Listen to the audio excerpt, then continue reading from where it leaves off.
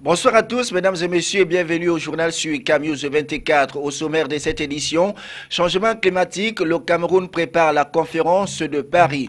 En prélude à ce rendez-vous prévu pour la fin de l'année en cours, le ministre de l'Environnement, de la Protection de la Nature et du Développement durable vient de présider à Yaoundé un atelier national de validation technique des travaux relatifs à la contribution du Cameroun dans le cadre de la Convention cadre des Nations Unies sur les changements climatiques. Et puis en sport, élection à la Fédération camerounaise de football, la liste des candidatures s'allonge. Après Tombi Aroko Sidiki, Joseph-Antoine Bell, Atarobet, Jules Frédéric Nyonga, Robert Péné, Brigitte Mebandé, l'actuelle présidente de la Commission nationale de football féminin, Céline Eko, vient de rendre officielle sa candidature à ce prestigieux poste de l'instance fêtière du football camerounais. Voilà pour les titres. Une fois de plus, mesdames et messieurs, bienvenue au journal Criminalité transfrontalière en Afrique centrale. Les experts de la question policière dans le domaine de la police judiciaire, de la police des frontières, de la lutte contre le trafic de drogue et de la coopération policière internationale se sont retrouvés cette semaine à Yaoundé.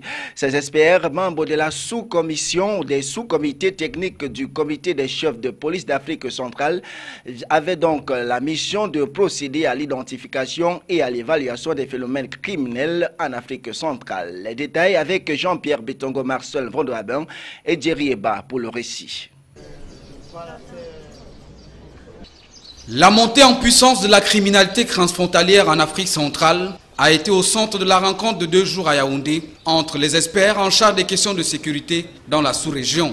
Travaux présidés par le directeur général de la Sûreté nationale du Cameroun. Martin Bargangele a alors relevé la prolifération des médicaments contrefaits et illicites, la circulation des armes légères et de petits calibres qui facilitent la multiplication des bandes armées, le trafic de drogue et l'expansion de la cybercriminalité. Autant de mots qui mettent à mal la crédibilité des opérateurs économiques de la sous-région. Ces travaux de Yaoundé surviennent au moment où certains États de l'Afrique centrale font face à la persistance des actes terroristes et de grand banditisme en zone frontalière et en milieu urbain. Cependant, ces travaux sont importants pour l'amélioration de la coopération policière opérationnelle en Afrique centrale et dans le renforcement de la lutte contre la criminalité transfrontalière dans la sous-région.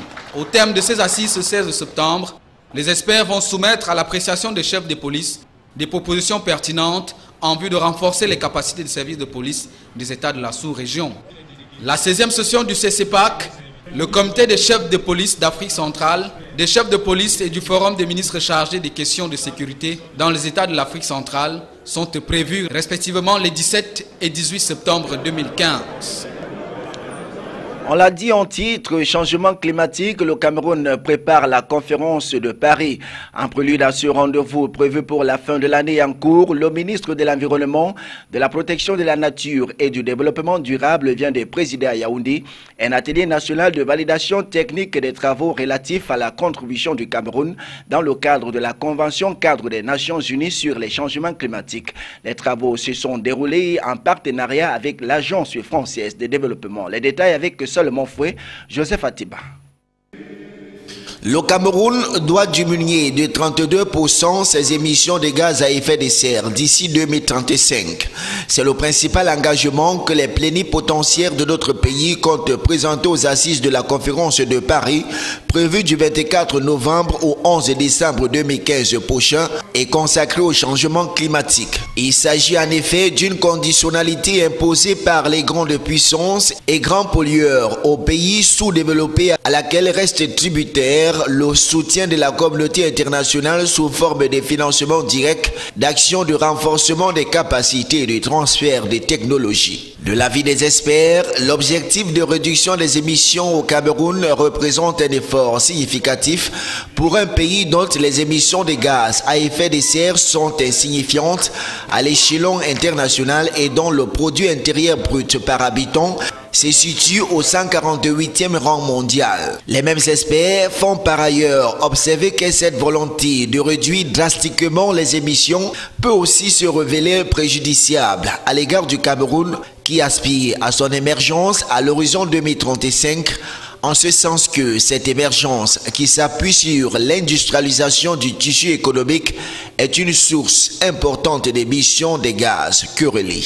Pour éviter au Cameroun, pays en voie de développement, les désagréments qui découlent de la réduction des émissions de gaz, les autorités ont enrichi le document qui sera présenté à la conférence de Paris par un volume considérable de propositions alternatives. Il s'agit entre autres de la mise en cohérence de la planification et de l'aménagement de l'espace rural pour développer l'agriculture en limitant la déforestation, l'intensification d'une production agricole, animale et halieutique respectueuse de l'environnement, la valorisation des ressources énergétiques issues des résidus agricoles, des déchets issus de l'exploitation forestière et des industries de transformation du bois en milieu rural et limiter le brûlage de ces résidus. Le changement climatique n'a pas de frontières. Ça veut dire que si les autres polluent, si les autres sont responsables de gaz à effet de serre, mais les effets du climat se font ressentir pour tout le monde, dans tous les secteurs, élevage, agriculture, biodiversité, pêche, tous les secteurs sont concernés. Donc je pense que ça peut arriver qu'il n'y ait pas un accord contraignant, mais on ne va pas se décourager parce que cela dépend, notre survie en dépend. Par ailleurs, le Cameroun envisage le développement de la production de l'énergie à partir des sources renouvelables et la valorisation efficiente des ressources pour tendre vers une économie circulaire.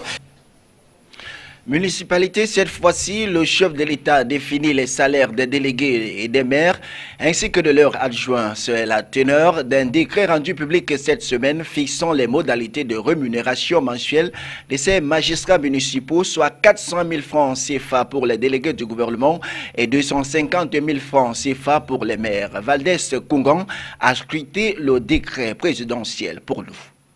C'est depuis 2012 que l'Association des villes unies du Cameroun, l'Assemblée générale, qui réunit tous les maires de la République, se battait pour obtenir cette rémunération. Les pressions ont finalement porté leurs fruits à la suite de ces deux décrets du président de la République signés le mercredi 16 septembre 2015. Ça fait beaucoup d'années, plusieurs années que les maires ne sont pas rémunérés. Je pense que ce décret vient tout juste à un point nommé. Aujourd'hui que les maires peuvent espérer être à une rémunération, je pense qu'ils feront même un bon travail, beaucoup de travail pour le développement local. Pour une première fois, je n'avais pas de salaire. Aujourd'hui, l'État me prévient que le chef d'État a voulu vraiment que les maires et ses adjoints doivent être salariés. Vraiment, c'est une bonne chose. Je suis fière, très contente. Pour ce qui concerne le volet lié au financement du salaire des maires et des délégués du gouvernement, il faut dire que l'article 5 du décret est clair là-dessus. Ces salaires seront pris en charge par la dotation générale de la décentralisation inscrite au budget de l'État. À cet effet, un arrêté conjoint du ministre chargé des collectivités territoriales décentralisées et du ministre des Finances précisera les modalités de paiement. Les indemnités et autres avantages alloués aux délégués du gouvernement, aux maires, à leurs adjoints, aux membres du conseil de la communauté et aux conseillers municipaux seront pris en charge par le budget de la communauté urbaine et celui de la commune. À l'instar des salaires des maires et des délégués du gouvernement, le cumul des indemnités relevant de la solde de fonctionnaires avec les indemnités liées à la fonction municipale n'est pas admis. En outre, leur montant est déterminé par délibération du conseil de la communauté et du conseil municipal. En définitive, les délégués et les maires ont droit à titre gratuit à un logement de fonction, aux frais de téléphone, d'eau et d'électricité. L'on ose croire que les textes d'application seront disponibles dans un bref délai pour faciliter l'effectivité de cette prise en charge salariale qui, l'on l'espère, apportera une plus-value dans le quotidien des maires et des délégués du gouvernement. Vous l'avez bien compris, c'était plutôt le récit de Donald Anozoa. Rapport d'Amnesty International, le ministre de la Communication et porte-parole du gouvernement a donné un point de presse à Yaoundé pour s'étendre sur les fausses accusations et les contre-vérités rendues publiques le 16 septembre par cette organisation non gouvernementale. Jean-Pierre Betongo et Marcel Vondoabin.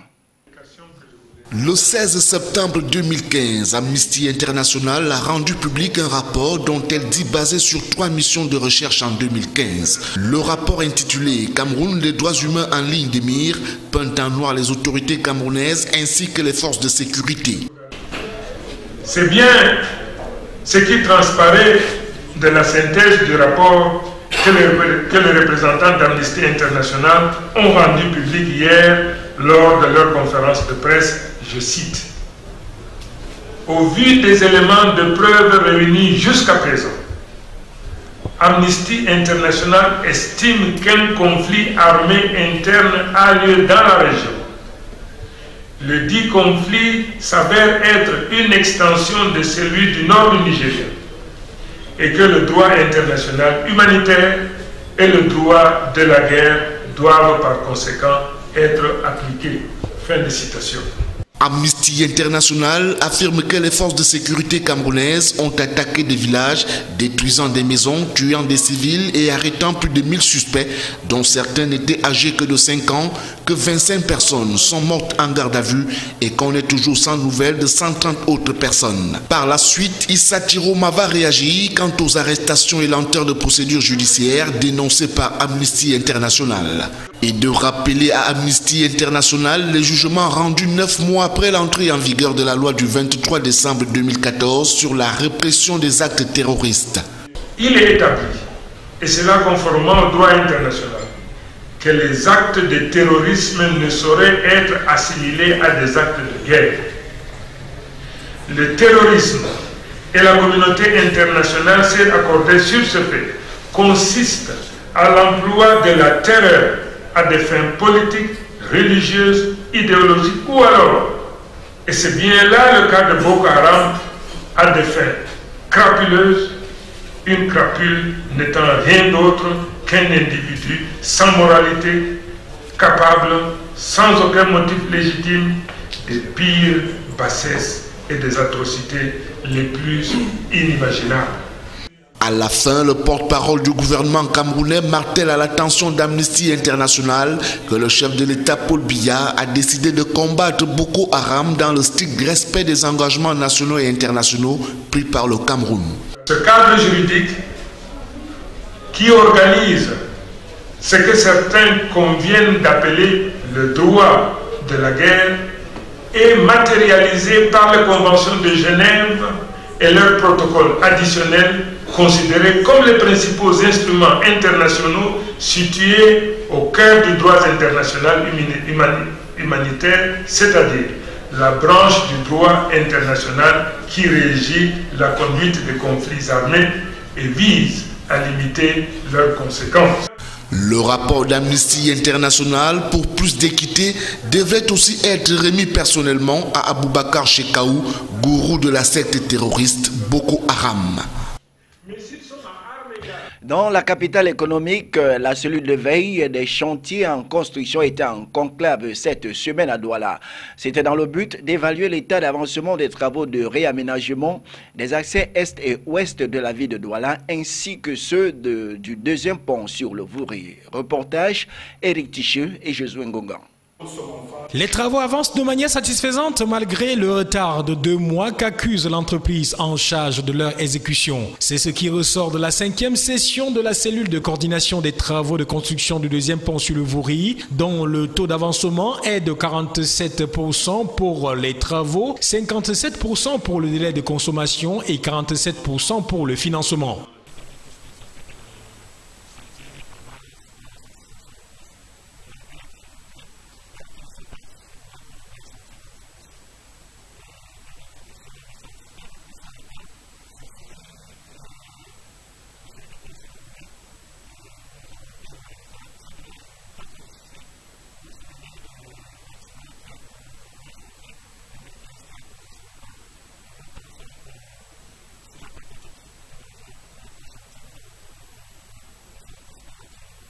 Quant aux travaux d'aménagement des accès, ceux de la pénétrante Est sont à ce jour exécutés à 61%, pendant que le taux d'exécution au niveau de la pénétrante Ouest s'évalue à 15,7% avec un taux global de consommation de délai de 23%.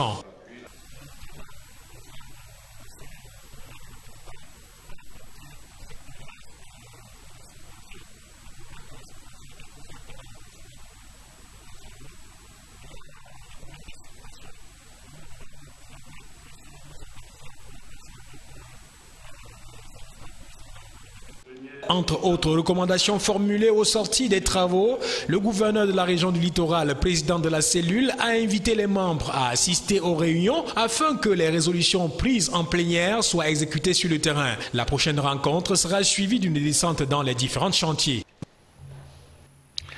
En sport, élection à la Fédération camerounaise de football, Céline Eko, candidate à la présidence de l'instance fêtière.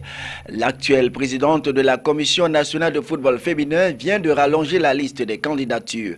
À 2 semaines de l'élection du 28 septembre 2015, Tombi Aroko Sidiki, Joseph-Antoine Bell, Ata Robert, Jules-Frédéric Nyonga, Robert Péné, Brigitte Mebandé et Céline Eko sont en course pour l'unique fauteuil à conquérir. Michel Ateba. Annoncé d'abord sur la forme d'une rumeur, l'information est officielle depuis ce 19 septembre. Joint au téléphone l'ex-présidente du conseil d'administration du canon sportif de Yaoundé et actuelle présidente de la Commission nationale de football féminin nous a confirmé sa candidature. Céline Eko dit d'ailleurs avoir déposé et cautionné son intention auprès de la commission électorale que préside le professeur président du comité de normalisation, Joseph Owona. Cette candidature se greffe aux 6 autres déjà annoncées. Selon nos informations, la candidature de Mme Eko serait l'aboutissement d'une longue période de réflexion de certains administrateurs de la Fédération camerounaise de football. Même si la présidente de la Commission nationale de football féminin sait que la tâche ne sera pas facile, elle ne s'avoue pas encore vaincue selon ses proches. Pour certains observateurs, la patronne du football féminin pourrait être la femme de la situation. Et c'est donc avec du sport que nous mettons un terme à cette édition. Mesdames et messieurs, c'était le journal sur Cam News 24. Merci de l'avoir suivi. Bonsoir à tous et à toutes.